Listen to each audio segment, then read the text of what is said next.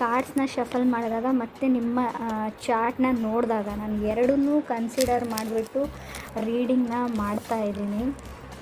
ಕಾರ್ಡ್ಸ್ನ shuffle ಮಾಡಿದಾಗ first card ನನಗೆ 2 of cups ಬಂದಿದೆ. ಡೀಪ್ಲಿ ರೊಮ್ಯಾಂಟಿಕ್ ಕನೆಕ್ಷನ್ ಆ ಥರ ಯಾರಾದರೂ ನಿಮಗೆ ಈ ಮಂತಲ್ಲಿ ಸಿಗ್ಬೋದು, ಅಥವಾ ನಿಮ್ಮ ಜೊತೆಗಿರೋರ ಜೊತೆಗೆ ತುಂಬ ಚೆನ್ನಾಗಿ ಬಾಂಡಿಂಗ್ ಬರ್ಬೋದು. ಇನ್ ಕೇಸ್ ನೀವು ರಿಲೇಷನ್ಶಿಪ್ಪಲ್ಲೇ ಇರಬೇಕು ಅಂತ ಇಲ್ಲ, ಮೇ ಬಿ ನಿಮ್ಮ ಮನೆಯವ್ರ ಜೊತೆ ಅಥವಾ ನಿಮ್ಮ ಫ್ರೆಂಡ್ಸ್ ಜೊತೆನೇ ಈ ಬಾಂಡಿಂಗ್ ಬರ್ಬೋದು. 2 ಆಫ್ ಕಪ್ಸ್ನ ಮತ್ತು ಸೆಕೆಂಡ್ ಕಾರ್ಡ್ 5 ಆಫ್ ಕಪ್ಸ್ ಬಂದಿದೆ. ಇನ್ ಜನರಲ್ ಹೇಳೋದಾದರೆ ನೀವು ಕೂದಲ ಬಗ್ಗೆ, ನಿಮ್ಮ ಹೇರ್ಸ್ ಬಗ್ಗೆ ತುಂಬ ಕೇರ್ ಮಾಡ್ತೀರಾ ಈ ಮಂತು. ಹೇರ್ ಕೇರ್ ಪ್ರಾಡಕ್ಟ್ಸ್ ಬಗ್ಗೆ ಕಾಣಿಸ್ತಾ ಇದೆ ನನಗೆ ಚಾರ್ಟಲ್ಲೂ ಕೂಡ, ಕಾರ್ಡಲ್ಲೂ ಕೂಡ. ಮತ್ತು ಈ ಮಂತಲ್ಲಿ ತುಂಬ ಸ್ಟ್ರೆಸ್ ನಿಮಗೆ ಜಾಸ್ತಿ ಆಗ್ಬೋದು, ತುಂಬ ಟೆನ್ಷನ್ ಮಾಡ್ಕೊಳ್ತೀರಾ ಅಂತ ಹೇಳ್ಬೋದು.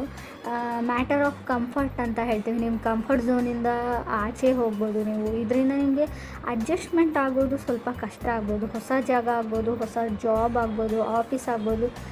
ರೀಸೆಂಟಾಗಿ ಮದುವೆ ಆಗಿದ್ದರೆ ಅವ್ರ ಮನೇಲಿ ಅಡ್ಜಸ್ಟ್ ಆಗೋದ್ರ ಬಗ್ಗೆನೂ ಕೇರ್ ಇರ್ಬೋದು.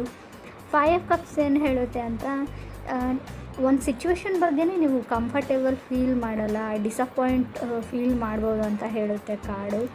ಬಟ್ ನಾನು ಕೇರ್ಫುಲ್ ಆಗಿರಿ ಅಂತ ಹೇಳ್ತೀನಿ. ಸೊ ನಿಮ್ಮ ಮಾತಿನ ಬಗ್ಗೆ ಗಮನ ಇರಲಿ. ನೀವು ಆಡೋ ಮಾತಿಂದ ಬೇರೆಯವ್ರಿಗೆ ಹರ್ಟ್ ಆಗ್ಬೋದು, ಅಥವಾ ಯೋಚನೆ ಮಾಡಿ ಮಾತಾಡಿಬಿಡಿ. ಸಡನ್ನಾಗಿ ಏನೋ ಅಂದ್ಬಿಟ್ಟು ಆಮೇಲೆ ಅದ್ರ ಬಗ್ಗೆ ಯೋಚನೆ ಮಾಡ್ತೀರಾ ಅಂತಲೂ ಈ ಮಂತಲ್ಲಿ ಹೇಳ್ತಾ ಇದೆ ನಿಮ್ಮ ಚಾರ್ಟು.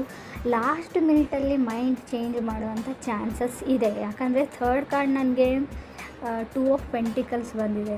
ಸೊ ಏನೋ ಗೊತ್ತಿಲ್ಲ, ಏನು ಸಡನ್ನಾಗಿ ಥಾಟ್ ಬರುತ್ತೆ ನನಗೆ ಗೊತ್ತಿಲ್ಲ. ಮೇ ಬಿ ಎಲ್ಲಿಗೋ ಹೋಗಬೇಕು ಅಂತ ಮೊದಲೇ ಪ್ಲ್ಯಾನ್ ಮಾಡ್ಕೊಂಡಿರ್ತೀರ. ಅಲ್ಲಿಗೆ ಈ ಡ್ರೆಸ್ ಕೋಡು ಅಥವಾ ಈ ಬಟ್ಟೆ ಹಾಕ್ಕೊಳ್ತೀನಿ, ಧರಿಸ್ತೀನಿ ಅಂತ ಅಂದ್ಕೊಂಡಿರ್ತೀರ.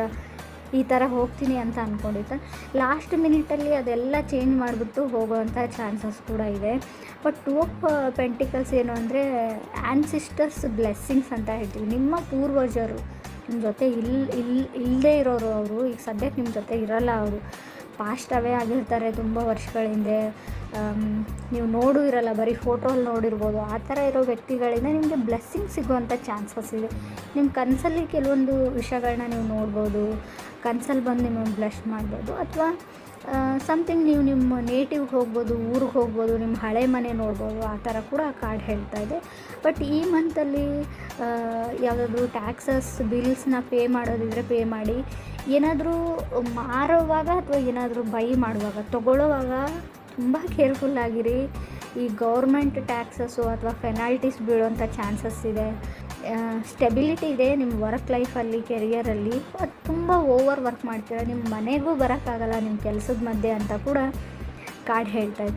ಇನ್ನೊಂದು ವಿಷಯ, ನಿಮ್ಮ ಸಿಗ್ನೇಚರ್ ಬಗ್ಗೆ, ನೀವು ಕಾಂಟ್ರಾಕ್ಟ್ನ ಏನಾದರೂ ಸೈನ್ ಮಾಡುವಾಗ, ಸೊ ಟರ್ಮ್ಸ್ ಆ್ಯಂಡ್ ಕಂಡೀಷನ್ಸ್ನ ಇನ್ ಕೇಸ್ ನೀವು ಲೋನೇ ತೊಗೊಳ್ಳಿ ಅಥವಾ ಯಾರಿಗಾದ್ರೂ ದುಡ್ಡೇ ಕೊಡಲಿ, ಈ ಪೇಪರ್ ವರ್ಕ್ ಅಂತ ಇರುತ್ತೆ ನೋಡಿ, ಅದನ್ನು ಕರೆಕ್ಟಾಗಿ ಡೀಲ್ ಮಾಡ್ಕೊಳ್ಳಿ. ಅಲ್ಲೂ ಕೂಡ ಪ್ರಾಬ್ಲಮ್ ಆಗುತ್ತೆ ಅಂತ ಹೇಳ್ಬೋದು. ನೀವೇನಾದರೂ ವೆಕೇಷನ್ಸ್ಗೆ ಟ್ರಾವೆಲ್ ಮಾಡಬೇಕು, ಹಾಲಿಡೇಸ್ಗೆ ಏನಾದರೂ ಪ್ಲ್ಯಾನ್ ಮಾಡಿದರೆ ಅಲ್ಲಿ ಡಿಲೇ ಆಗೋ ಚಾನ್ಸಸ್ ಇದೆ. 4th ಕಾರ್ಡ್ ನನಗೆ ಟವರ್ ಕಾರ್ಡ್ ಬಂದಿದೆ. ಟವರ್ ಕಾರ್ಡ್ ಅಂದರೆ remove of any kind of deaths ಅಂತ ಹೇಳ್ತೀವಿ. ಅಂದರೆ ರಿಯಲ್ ಡೆತ್ ಅಲ್ಲ, ನೀವು ಖರ್ಚು ಮಾಡೋ ಎಕ್ಸ್ಪೆಂಡಿಚರ್ನ ಸ್ವಲ್ಪ ರಿಮೂವ್ ಮಾಡ್ಕೊಳ್ಳಿ ಅಂತ ಕಾರ್ಡ್ ಹೇಳ್ತಾಯಿದೆ. ಅಂದರೆ ಕಮ್ಮಿ ಮಾಡ್ಕೊಳ್ಳಿ, ತುಂಬ ಖರ್ಚನ್ನ ಮಾಡಬೇಡಿ. ನಿಮ್ಮ ಅಕೌಂಟ್ಸ್ ಬಗ್ಗೆ ನೀವು ತುಂಬ ಗಮನ ಕೊಡಿ ಅಂತ ಕಾರ್ಡ್ ಹೇಳ್ತಾ ಇದೆ. ಟ್ರಾವೆಲಲ್ಲಿ ಡಿಲೇ ಕಾಣುತ್ತೆ, ಹಾಗೆ ರಿಕವರಿಂಗ್ ಟ್ಯಾಕ್ಸಸ್ ಅಂತ ಹೇಳುತ್ತೆ. ಹಣಕಾಸಿನ ಲಾಸ್ಟ್ ಕೊನೆಯಲ್ಲಿ ನೀವು ರಿಕವರಿ ಕೂಡ ಮಾಡ್ತೀರಾ ಹಣಕಾಸಿನ ಸಮಸ್ಯೆ ಬಗ್ಗೆ. ಫಾರಿನ್ ಟ್ರಾವೆಲ್ ಅಂತ ಇದೆ, ಸದ್ಯಕ್ಕೆ ಆಗದೇ ಇದ್ರೂ ಕೂಡ ನಿಮ್ಮ ಚಾರ್ಟಲ್ಲಿದೆ, ಬಟ್ ಕಾರ್ಡ್ಸಲ್ಲಿ ಇಲ್ಲ. ಅದು ಫಾರಿನ್ ಟ್ರಾವೆಲ್ ಹೋಗಬೇಕು ಅಂದರೂ ಡಿಲೇ ಆಗುತ್ತೆ ಅಂತ ಚಾರ್ಟ್ಸ್ ಹೇಳ್ತಾ ಇದೆ. ಕಾರ್ಡ್ಸ್ ಕೂಡ ಚಾರ್ಟಲ್ಲಿ ಮಾತ್ರ ಅದು ಇದೆ, ಫಾರಿನ್ ಟ್ರಾವೆಲ್ ಅಂತ. ಮೆಜಿಷಿಯನ್ ಕಾರ್ಡ್ ಏನು ಹೇಳ್ತಾ ಇದೆ ಅಂದರೆ ಎನಿಥಿಂಗ್ ಕ್ಯಾನ್ ಬಿ ಪಾಸಿಬಲ್ ಅಂತ ಹೇಳುತ್ತೆ. ನೀವೇನು ಅಂದ್ಕೊಂಡಿರ್ತೀರೋ ಅದನ್ನು ಮಾಡಬಹುದು ಅಂತ.